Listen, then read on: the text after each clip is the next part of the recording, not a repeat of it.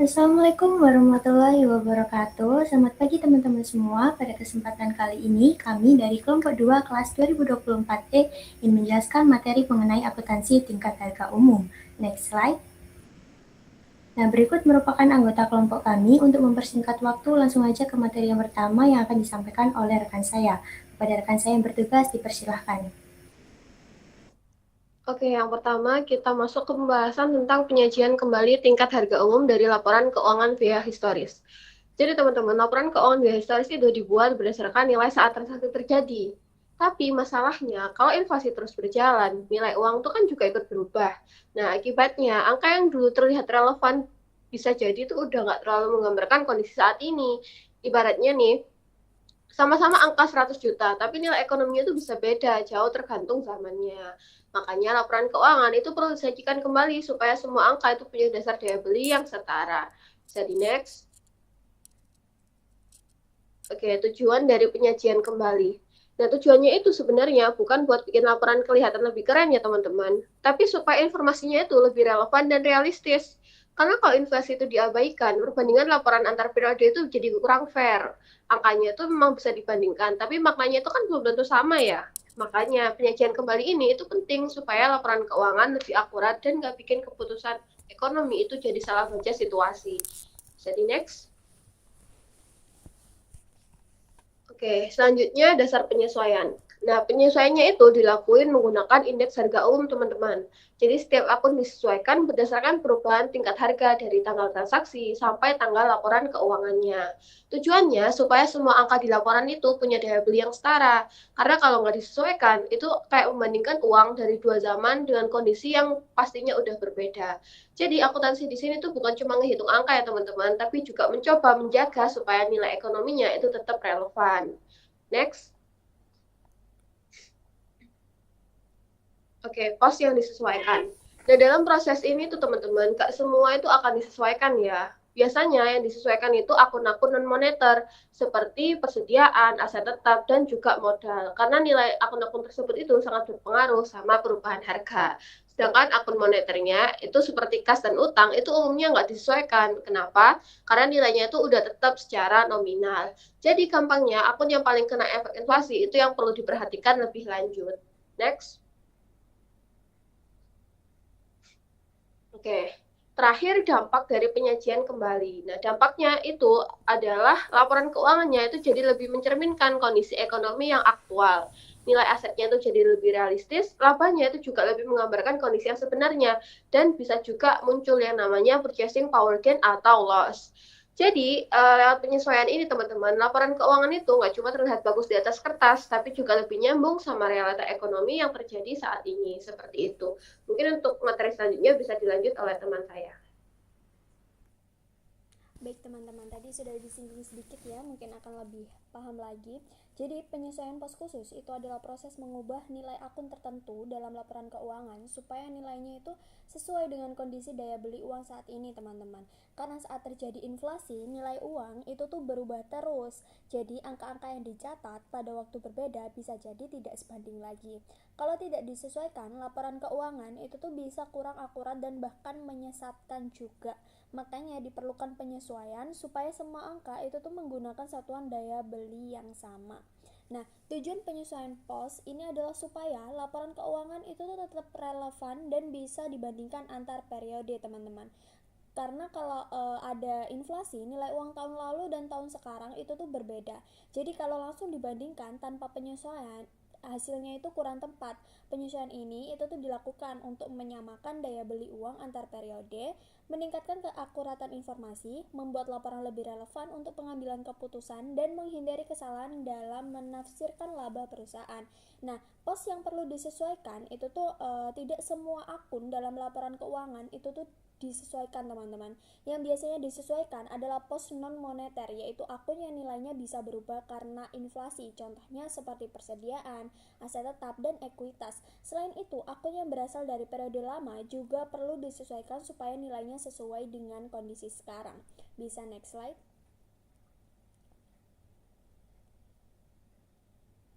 Nah, metode penyesuaian menggunakan indeks harga.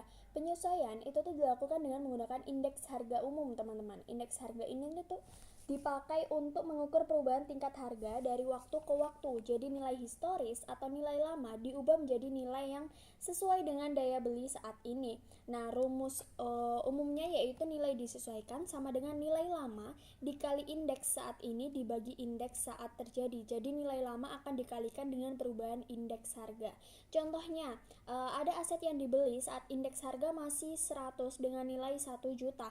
Lalu sekarang indeks harga naik menjadi 150, maka penyesuaiannya 1 juta dikali 150 dibagi 100 sama dengan 1.500.000, teman-teman. Artinya nilai aset dinaikkan supaya sesuai dengan daya beli uang saat ini. Nah, dampak penyesuaiannya ini tuh akan mempengaruhi laporan keuangan, terutama laba dan nilai aset perusahaan.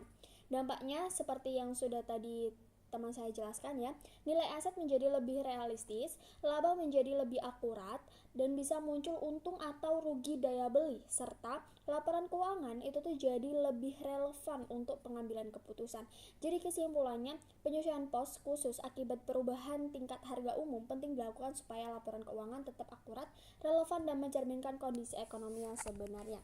Selanjutnya akan disampaikan oleh teman saya. Baik, yang selanjutnya itu ada moneter dan moneter. Jadi, dalam akuntansi terutama ketika membahas perubahan tingkat harga, itu sangat penting untuk membedakan antara pos moneter dan non-moneter. Hal ini karena itu dua jenis ini pos ini memiliki perlakuan yang berbeda ketika terjadi inflasi atau perubahan daya beli uang. Nah, pembeda ini itu membantu agar laporan keuangan tetap mencerminkan kondisi ekonomi yang sebenarnya. Jadi, untuk pos moneter sendiri itu dalam pengertiannya adalah akun-akun yang nilainya tetap dalam satuan uang dan tidak berubah meskipun terjadi perubahan harga. Nah, contohnya itu ada kas, piutang, dan juga utang. Jadi, pos moneter ini itu tidak mengalami penyesuaian nilai, tetapi justru akan menimbulkan keuntungan atau kerugian daya beli ketika terjadi inflasi karena nilai real uang berubah. Next slide. Nah, untuk non-moneter sendiri itu adalah akun yang nilainya tidak tetap dalam satuan uang karena nilainya dipengaruhi oleh harga pasar atau kondisi ekonomi. Contohnya itu ada persediaan aset tetap yang berupa tanah, bangunan, maupun mesin. Nah, berbeda dengan pos moneter, jadi pos non-moneter ini tuh perlu disesuaikan menggunakan indeks harga agar nilainya mencerminkan daya beli saat ini. Nah, untuk perbedaan spesifiknya antara moneter dan non-moneter, itu dilihat dari moneter, itu nilainya tetap tidak disesuaikan tetapi terkena dampak inflasi dalam bentuk untung atau rugi daya beli. Nah, tetapi non-moneter itu nilainya tidak tetap sehingga perlu disesuaikan dan dapat menimbulkan keuntungan atau kerugian, penahanan atau holding gains atau loss. Nah, dengan kata lain moneter dipengaruhi secara tidak langsung sedangkan non-moneter disesuaikan secara langsung. Next slide. Nah, dalam perlakuan akuntansinya, jadi pos moneter itu tidak dikonversi tetapi menggunakan nilai historis. Nah, sedangkan pos non-moneter itu dikonversi menggunakan indeks harga untuk mencerminkan nilai saat ini. Nah, penyesuaian ini itu bertujuan untuk laporan keuangan menjadi lebih relevan dan dapat dibandingkan antar periode. Nah, untuk contoh dampak inflasi ini yaitu kas berupa moneter akan mengalami kerugian daya beli karena nilai uang menurun dan utang itu justru mengalami keuntungan karena dibayar dengan nilai uang yang lebih rendah. Untuk aset tetap, non-moneter itu nilainya meningkat jika disesuaikan dengan harga sekarang. Hal ini menunjukkan bahwa inflasi tidak hanya mempengaruhi jumlah tetapi juga makna ekonomi dari setiap akun. Next slide.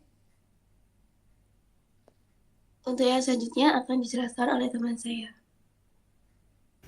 Baik, yang selanjutnya yaitu ada indeks harga. Apa sih indeks harga itu? Jadi indeks harga merupakan alat statistik yang digunakan untuk mengukur perubahan harga barang dan jasa dari waktu ke waktu. Nah, perhitungan ini tuh dilakukan dengan membandingkan harga pada periode tertentu dengan harga pada periode dasar yang telah ditetapkan oleh sebelumnya. Nah, melalui indeks harga, pemerintah, perusahaan, maupun masyarakat itu dapat mengetahui apakah harga-harga ini tuh mengalami kenaikan atau penurunan dalam suatu perekonomiannya. Nah, selain itu, indeks harga itu juga mencerminkan perubahan daya beli uang. Nah, ketika harga barang ini tuh meningkat secara umum, maka nilai uang itu akan menurun karena jumlah barang yang dapat dibeli itu menjadi lebih sedikit. Nah, namun sebaliknya, apabila harga menurun, daya beli uang itu akan meningkat. Oleh karena itu, indeks harga yang sering digunakan sebagai indikator yang penting dalam menganalisis kondisi ekonomi suatu negara.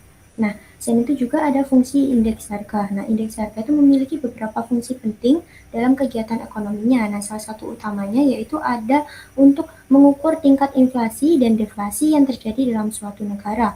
Nah, inflasi itu menunjukkan kenaikan harga secara umum, sedangkan deflasi ini tuh menunjukkan penurunan harga secara umum. Nah, dengan adanya indeks harga, perubahan itu dapat diketahui secara lebih akurat. Selain itu juga, indeks harga juga digunakan untuk menyesuaikan nilai uang agar tetap memiliki daya beli yang relatif stabil. Nah, dalam dunia bisnis dan akuntansi, indeks harga ini tuh membantu perusahaan dalam menyusun laporan keuangan yang lebih realistis sesuai kondisi ekonomi yang berlaku. Nah, indeks harga juga menjadi dasar dalam pengambilan kebijakan ekonomi seperti penentuan upah minimum, penyesuaian gaji, hingga kebijakan moneter pemerintah. Next slide. Nah, selain itu juga ada jenis dan cara menghitung indeks harga. Nah, secara umum, indeks harga itu dibedakan menjadi dua jenis utama. Yang pertama yaitu ada indeks harga umum dan yang kedua yaitu ada indeks harga spesifik. Jadi, indeks harga umum itu digunakan untuk mengukur perubahan harga secara keseluruhan dalam perekonomiannya. Contohnya, indeks harga konsumen atau IHK yang digunakan untuk mengetahui tingkat inflasi berdasarkan harga barang dan jasa yang dikonsumsi oleh masyarakat.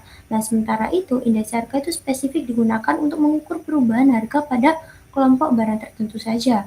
Nah, indeks ini akan memberikan informasi yang lebih fokus mengenai perubahan harga pada sektor tertentu, misalnya sektor pangan, properti, atau bahan bakar. Nah, dengan adanya indeks harga spesifik, pemerintah dan pelaku usaha itu dapat menganalisis yang lebih mendalam terhadap kondisi pasar pada bidang tertentunya.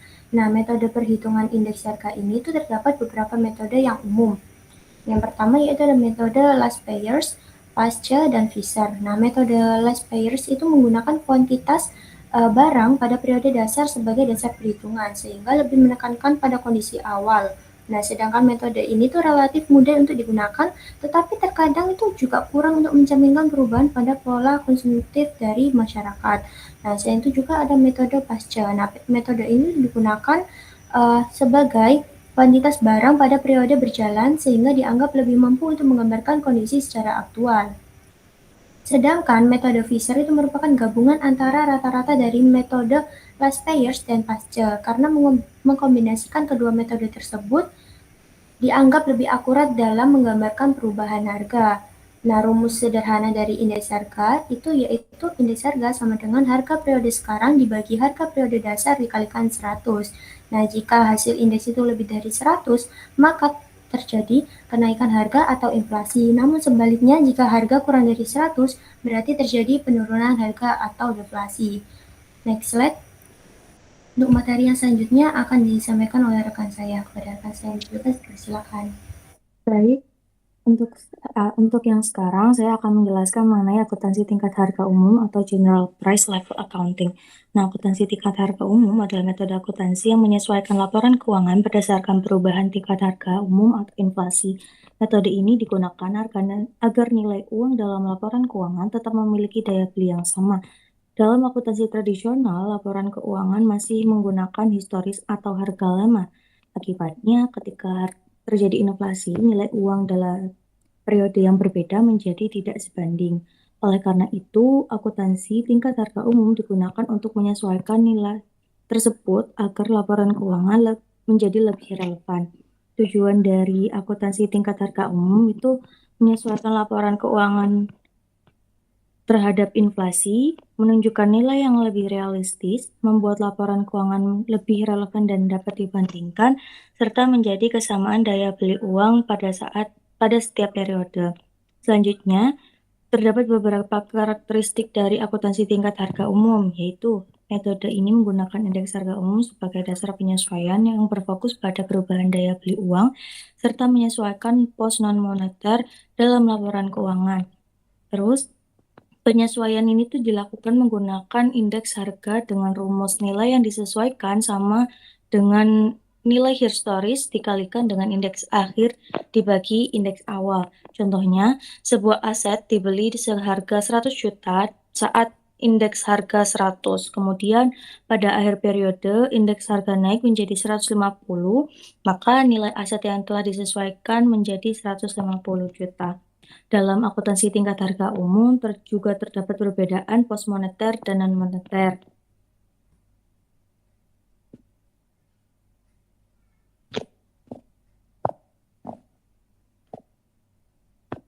Pos moneter adalah pos yang nilainya tetap sehingga tidak perlu disesuaikan. Contohnya kas piutang dan utang. Sedangkan pos non moneter adalah pos yang nilainya dipengaruhi perubahan harga sehingga perlu disesuaikan. Contohnya persediaan dan aset tetap. Akuntansi tingkat harga umum memiliki beberapa kelebihan, yaitu laporan keuangan menjadi lebih relevan saat terjadi inflasi dan mempermudah perbandingan antar periode dan menunjukkan harga daya beli uang yang lebih realitas. Namun, metode ini juga memiliki kelemahan seperti perhitungan yang lebih rumit, bergantung pada ketepatan indeks harga, serta menunjukkan harga spesifik setiap aset. Jadi, dapat disimpulkan bahwa akuntansi tingkat harga umum merupakan metode akuntansi yang digunakan untuk menyesuaikan laporan keuangan terhadap inflasi agar nilai yang disajikan lebih relevan dan mencerminkan daya beli uang yang sebenarnya. Selanjutnya, saya akan kembalikan ke moderator. Baik, terima kasih untuk pemaparannya. Sekian yang dapat kami sampaikan. Kurang lebihnya kami mohon maaf. Wassalamualaikum warahmatullahi wabarakatuh.